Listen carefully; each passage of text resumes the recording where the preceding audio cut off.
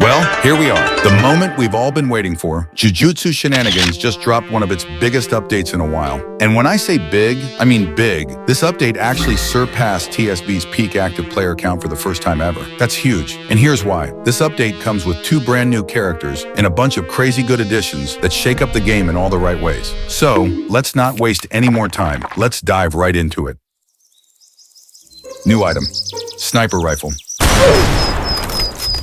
Yep, this thing now spawns in public servers just like the other items. But if you're itching to try it out ASAP, you can hop into your private server and test it through build mode. It's literally a sniper. You can fire it at your opponent from a crazy distance. Here's how it works. Once you pick it up, just press R to pull up the scope, aim, and pull the trigger.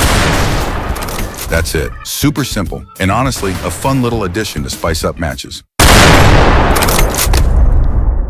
Next up, of course, we got 2 new characters in this update. One's a base-only character, and the other's in early access. Let's start with the base character. This one's free to use in public servers. Aspiring mangaka. Yeah, I know what you're thinking. Wait, who the is this guy? Well, meet Charles Bernard. If you want to know more about him, go ahead and do a little digging. I'll let you handle that part.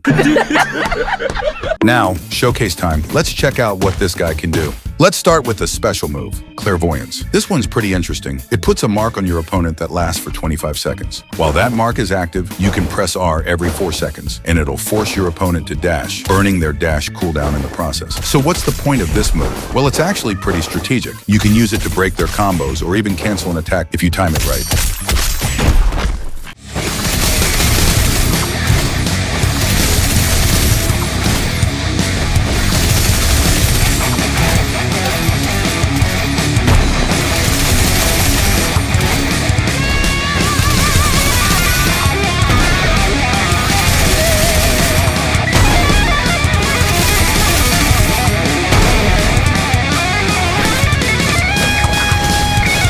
Let me add a bit of clarity in case you're confused about how this move works. This only hits from behind. Think of the hitbox as being on your back. So yeah, it's not something you just throw out randomly. It can be super effective if you're getting teamed up on or you're trying to disrupt someone's combo. It's really up to you. Get creative with it. You can definitely build some smart plays or combos around this move. All right, eye-catching. This one's a counter move, obviously, but it's got a little more to it than you might expect. It works kind of like Manji Kick, a quick responsive counter, except it can't reflect or block long-range attacks. Now here's what makes it really interesting. If you successfully land the counter, it doesn't go on cooldown. So yeah, if your timing is on point, you can literally chain this move and use it repeatedly.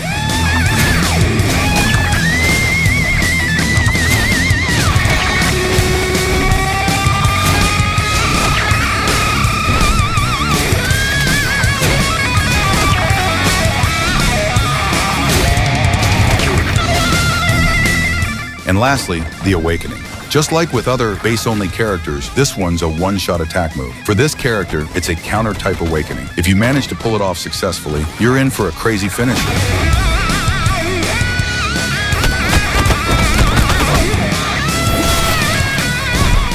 Didn't mean to cut you off, but just a reminder before we jump all the way in, stick around till the end, because I'll be picking 2 people to slide a Game Pass to, just like I promised. Plus, this video's got a giveaway too. Another 2 Game Passes up for grabs. You know the drill. Watch the video, like, subscribe, and drop a comment with your username and favorite part. All right, now let's get back into the video. Okay, here he is, Yuta Okkotsu.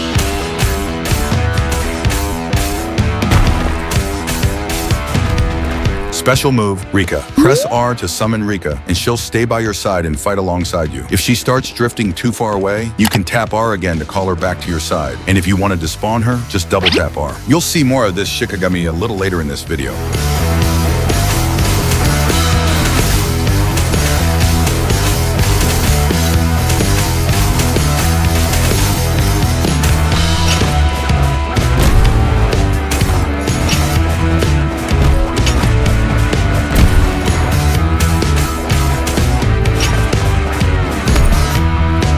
Alright, here's where Rika really gets to work. Special variant, follow my lead. Here's how it works. First, you've gotta summon Rika. Then after using your first move, you'll see a little prompt that says, use again on skill 1. Press it, and Rika will rush in and slam the opponent into the ground. It's a clean follow-up. The same applies if you use the aerial variant. She still comes through with the hit. Just a tip, it's highly recommended to make sure Rika is locked onto a target before using this, so you actually land the hit. Timing and positioning matter here.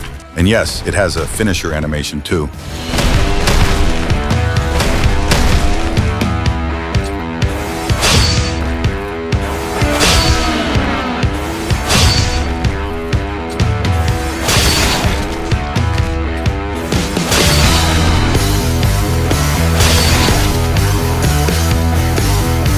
Veil Step. This one's a chain type move, and it really depends on how you use it. If you press it once, it activates Veil Step, where your character quickly kicks the opponent into the air while dashing backward. It's a slick setup move. But if you press it again after that, you trigger the variant called Emergence. That follow-up makes you leap toward the target area and deliver a devastating ground slam. Yeah, it's crazy.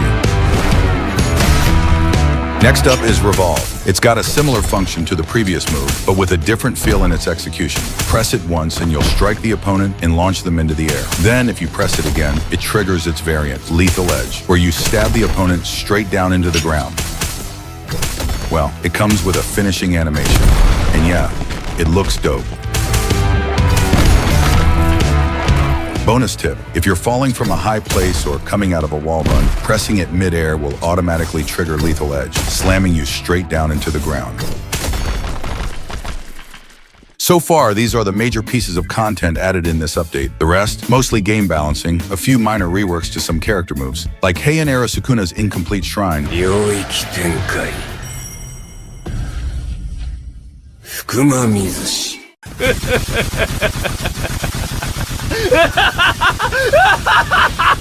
And a couple of other tweaks here and there. But overall, I gotta say, this update is a huge W once again.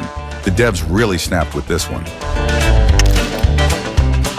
Alright, shout out to these legends who dropped some seriously good prediction comments on my recent videos. Congrats, and enjoy your reward. And hey, don't forget, this video has a giveaway too. If you made it all the way to this point, that means you're already qualified. Just make sure to drop a like, hit that subscribe, and comment your username down below for a chance to win. See ya. Peace.